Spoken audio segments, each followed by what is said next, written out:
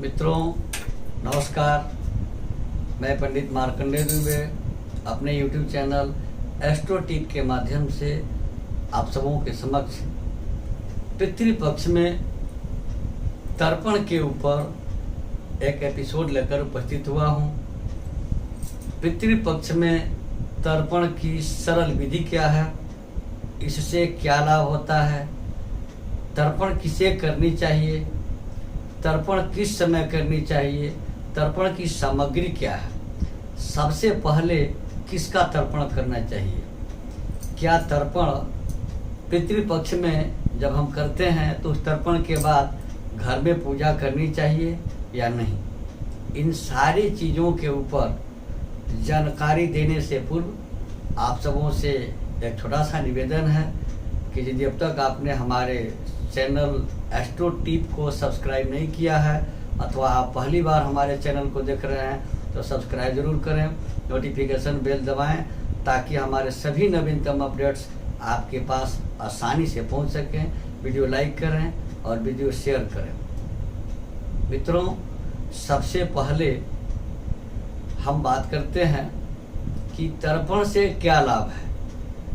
तो तर्पण पितरों के तृप्ति के लिए किया जाता है।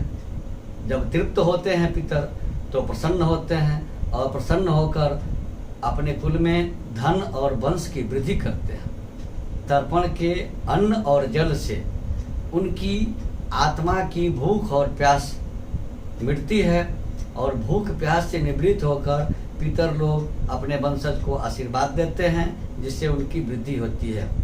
अब तर्पण किसे करनी चाहिए? पितृ मतलब पिता, पितामह, परपितामह। लेकिन जिनके पिता जीवित हों और माता नहीं हो वे तर्पण नहीं कर सकते हैं। जिनकी माता जीवित हो और पिता नहीं हो वे तर्पण कर सकते हैं। तर्पण अगर 5 भाई हैं तो उसमें कोई भी संतान कर सकती है। तर्पण अपने लाभ के लिए तर्पण किया जाता है। तर्पण का समय, तो तर्पण का समय सूर्योदय के बाद, सूर्योदय से 2 घंटे के अंदर सबसे उत्तम समय होता है। क्योंकि जैसे हम सो के उठते हैं तो हमें प्यास लगी रहती है, वैसे पितरों को भी सुबह हमें भूख और प्यास की व्यवस्था रहती है और उनके तृप्ति के लिए सुबह हमें तर्पण करना चाहिए। तर्पण की सामग्री क्या है? तो तर्पण की सामग्री में जौ, तिल, कूसा, अक्षत अर्थात अरवा चावल, सफ़ेद चंदन के पाउडर और सफ़ेद पुष्प तर्पण की सर्वोत्तम सामग्री है और इतना ही लगता है। सबसे पहले किसका तर्पण करें? तो सबसे पहले देवताओं का तर्पण किया जाता है। उसके बाद सबसे लास्ट पॉइंट था कि क्या तर्पण के बाद घर में पूजा किया जा सकता है या नहीं। तो कुछ लोग इसको बाधित करते हैं, लेकिन ऐसी परंपरा नहीं है। तर्पण पितरों का करते हैं, साथ में देवताओं का करते हैं। तर्पण करने के बाद तर्पण वाले वस्त्र का त्याग कर स्नान करें और दूसरे वस्त्र धारण कर घर में प्रवेश करें और घर के देवताओं का पंचोपचार अथवा षोडशोपचार पूजन करें, जरूरी होता है। अब पितृपक्ष में तर्पण की सरल विधि पर आते हैं। तो सबसे पहले स्नान आदि से निवृत्त होकर तांबे, कांसे अथवा पीतल का एक बर्तन लें और 3 कूसा ले लें। बर्तन में जल भर दें। जल पात्र के आगे, यहाँ जल पात्र है तो उसके आगे 3 कुसाओं को सीधे सीधे रख दें। कूसा इस तरह का होता है, ओरिजिनल कूसा रख दें। उसके बाद पूर्व मुंह करके बैठ जाए। तर्पण जितना सुबह हो सके उतना सुबह करनी चाहिए। पूर्व मुंह बैठने के बाद 3 बार आचमन करें। ओम केशवाय नमः, नारायणाय नमः, माधवाय नमः। तर्पण के आचमनी के बाद संकल्प करें। संकल्प के लिए हाथ में अक्षत अर्थात चावल और जल होना जरूरी है। लेकर के संकल्प करें कि ओम अद्य पूर्वोच्चारित एवं गुण विशेषण विशिष्टायाम शुभ पुण्यतीथौ ममोपात सकल दूरित छायाय ब्रह्मवाप्त्यै देवर्षि मनुष्य पितॄणाम स्वपितॄणाम च तर्पणम अहम करिष्ये कह करके संकल्प का जो जल है और चावल है वो जमीन पर रखते हैं। इसके बाद सबसे बड़ी व्यवस्था क्या है कि तर्पण की मान्यता नदी और तालाब की तरफ है, यानी नदी में करें अथवा तालाब में करें। लेकिन बड़े बड़े शहरों में, महानगरों में अगर आप मेट्रो सिटी में रह रहे हैं, नज़दीक में कोई नदी नहीं है, तालाब नहीं है, तो इसके लिए घर में भी व्यवस्था है। तर्पण जरूरी है, इसलिए घर में व्यवस्था है। उसके लिए तांबे, कांसे या पीतल के बर्तन को बताया गया। अब सबसे पहले पूर्वमुख बैठकर जल पात्र में जल भर लें, उसमें चंदन के पाउडर, सफ़ेद पुष्प और जौ डाल दें। जौ डाल करके अगर आप ब्राह्मण हैं, जनेऊधारी हैं, तो जनेऊ जैसे पहनते हैं वैसे पहने रहिए। और डालने के बाद से हाथ में एक पुष्प ले करके विश्व देव का आवाहन करें। आवाहन कैसे करें कि ओम आगच्छन्तु महाभागा विश्वे देवा महाबलाः ये तर्पणे अत्र विहिताः सावधाना भवन्तु ते। उसके बाद फिर बोले ओम भूर्भुवः स्वः ब्रह्मादयो देवता यह गच्छत यह तिष्ठत गृहीत्वम एतान जलांजलि। और उसके बाद से कुसे को दाहिने हाथ की हथेली में, हथेली के जड़ से लेकर के मध्यमा के पास रख लें। रखने के बाद विश्व देव को एक एक अंजलि जल बर्तन से उठा करके ऐसे गिराना है, ऐसे कि जल कुशा के साथ गिरे, एक एक बार गिराना है। अब विश्व देवताओं में जो है वो कितने तर्पण होते हैं, तो उन कुल मिलाकर के 29 तर्पण होते हैं। अब जल ऐसे देने का है। ओम ब्रह्मा त्रिप्यताम, ओम विष्णु त्रिप्यताम, ओम रुद्रास त्रिप्यताम, ओम प्रजापति त्रिप्यताम, ओम देवास त्रिप्यताम, ओम छंदागुस त्रिप्यताम, ओम वेदास त्रिप्यताम, ओम ऋषिस त्रिप्यताम, ओम पुराणाचार्यस त्रिप्यताम, ओम गंधर्वस त्रिप्यताम, ओम इतराचार्यस त्रिप्यताम, ओम संवत्सर सावयवस त्रिप्यताम, ओम देव्यस त्रिप्यताम, ओम अप्सरस त्रिप्यताम, ओम देवानुगास त्रिप्यताम, ओम नागास त्रिप्यताम, ओम सागरास त्रिप्यताम, ओम देवानुगास त्रिप्यताम, ओम पर्वतास त्रिप्यताम, ओम सरितस त्रिप्यताम, ओम मनुष्यस त्रिप्यताम, ओम यक्षास त्रिप्यताम, ओम रक्षागुंसी त्रिप्यताम, ओम पिशाचस त्रिप्यताम, ओम सुपर्णस त्रिप्यताम, ओम भूतादि त्रिप्यताम, ओम पशवस त्रिप्यताम, ओम भूत वनस्पतिस त्रिप्यताम, ओम औषधस त्रिप्यताम, ओम भूत ग्राम चतुर्विश त्रिप्यताम। 29 तर्पण के बाद से जलपात्र के जल को कहीं अच्छी जगह पर रख दें या वहाँ बाल्टी वगैरह रख करके उसमें जल को बदल दें। पुनः दूसरा जल डालें, या इसी जल में आप जो है तर्पण करना चाहते हैं तो यह अशुद्ध होगा, नियम के विरुद्ध होगा। इसलिए जलपात्र का जल बदल लें और जल बदल करके उसमें जौ, पुष्प, चंदन डालकर जनेऊ को, अगर इस कंधे से यहाँ तक है तो जनेऊ को निकाल करके बीच गले में माला की तरह पहन लें। और माला की तरह पहन करके और सीधे उत्तर की तरफ अपने मतलब मुंह को घुमा लें, आप उत्तराभिमुखी हो जाएं। और हाथ में पुष्प या जल लेकर आवाहन करें, ध्यान करें। ओम भूर्भुवः स्वः सनकादयः सप्तमनुष्य यह गच्छन्तु यह तिष्ठन्तु गृहाण एतान जलांजलि करके अब कुशा को दाहिने हाथ के बीच में रखकर अब यहाँ 2-2 अंजलि जल देना है। तो दाहिने हाथ का बीच यहाँ होता है कनिष्ठा के पास, दोनों हाथ से सटा लिए, दोनों हाथ जब एक जगह कर लिए और सप्तऋषियों को 2-2 अंजलि जल देना होता है।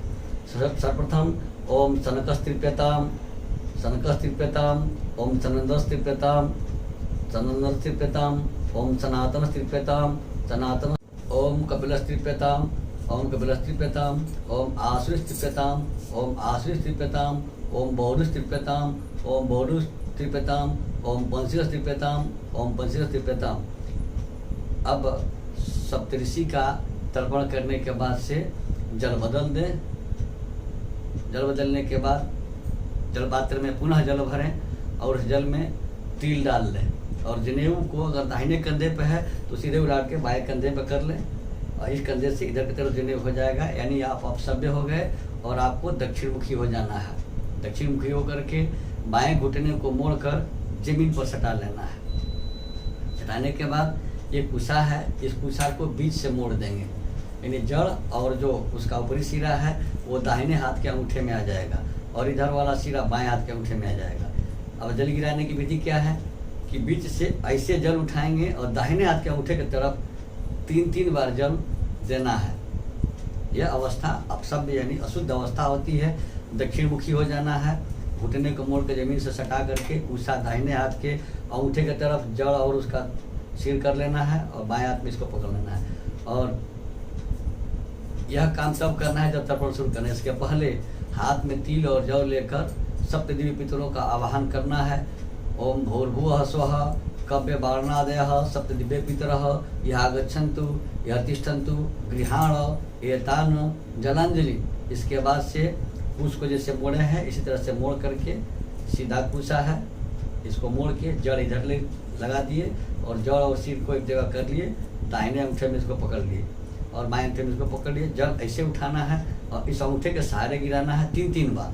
अब एक एक नाम पर 3-3 बार जल गिराना है, ठीक है।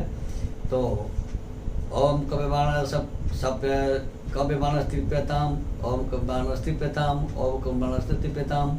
उसके बाद ओम अर्जमनस्त्रिप्यताम ओम अर्जमनस्त्रिप्यताम ओम अर्जमनस्त्रिप्यताम ओम अग्निस्वादा पितरस्त्रिप्यताम ओम अग्निस्वादा पितरस्त्रिप्यताम ओम अग्निस्वादा पितरस्त्रिप्यताम ओम सोमपा पितरस्त्रिप्यताम ओम सोमपा पितरस्त्रिप्यताम ओम सोमपा पितरस्त्रिप्यताम ओम बहिषद पितरस्त्रिप्यताम ओम बहिषद पितरस्त्रिप्यताम ओम बहिषद पितरस्त्रिप्यताम।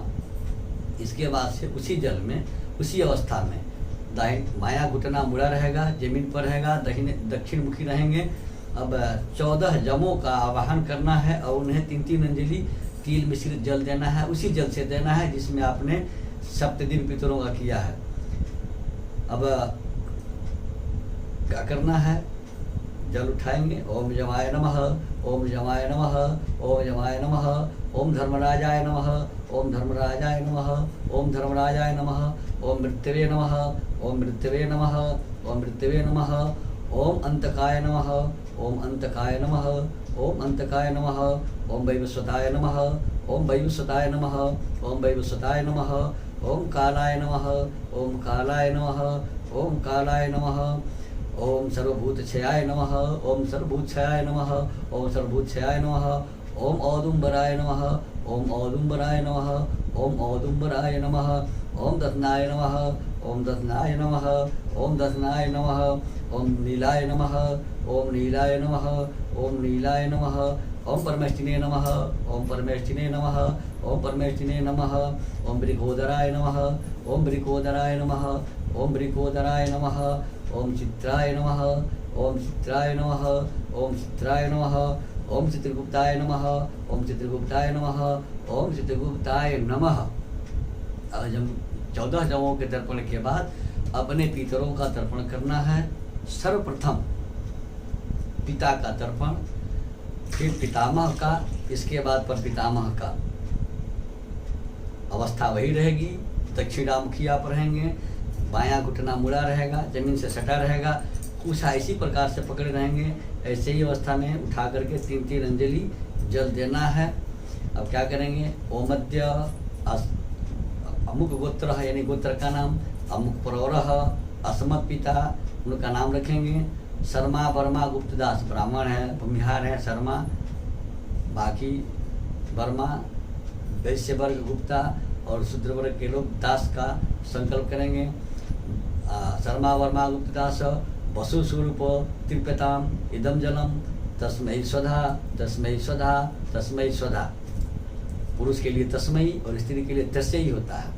फिर पितामह का करते हैं, यानी पिताजी के पिता का। ओमद्य अमुक गोत्र अमुक प्रौरह अस्मद पितामह अमुक, मैंने उनका नाम ले लेंगे। शर्मा वर्मा गुप्तदास है ना, रुद्र स्वरूप तृप्यताम इदम जलम तस्मै स्वधा तस्मै स्वधा तस्मै स्वधा।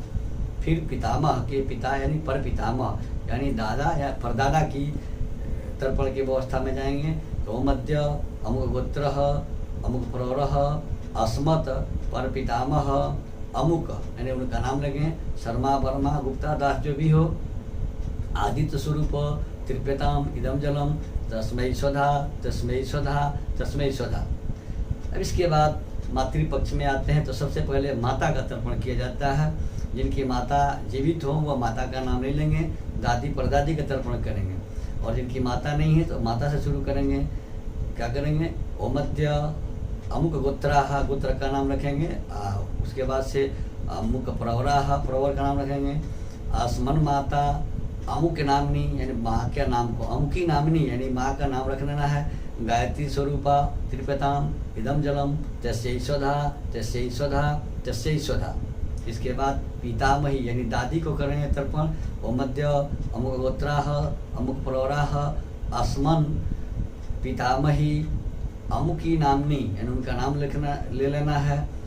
और सावित्री स्वरूपा त्रिप्यताम इदम जलम तस्यै स्वधा तस्यै स्वधा तस्यै स्वधा। फिर जाते हैं परपितामही यानी पिताजी के दादी का। तो शुरू करेंगे। ओमद्य अमुक गोत्राह अमुक प्रवराह अस्मन प्रपितामही अमुकी नामनी सरस्वती स्वरूपा त्रिप्यताम इदम जलम तस्यै स्वधा तस्यै स्वधा तस्यै स्वधा। अगर चाचा हैं और उनकी मृत्यु हो चुकी है तो लिखे वहाँ कहेंगे ओमद्य अमुक गोत्रः अमुक प्रवरः अस्मद पितृव्य अमुक यानी उनका नाम रखेंगे। शर्मा वर्मा गुप्तदास वसु स्वरूप त्रिप्यताम इदम जलम तस्मै स्वधा तस्मै स्वधा तस्मै स्वधा।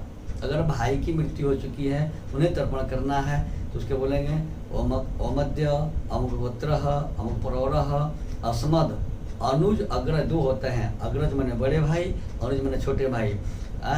उसके बाद से क्या बोलेंगे कि वसु स्वरूप त्रिप्यताम इदम जलम तस्मै स्वधा तस्मै स्वधा तस्मै स्वधा। 3 बार जल दे देंगे।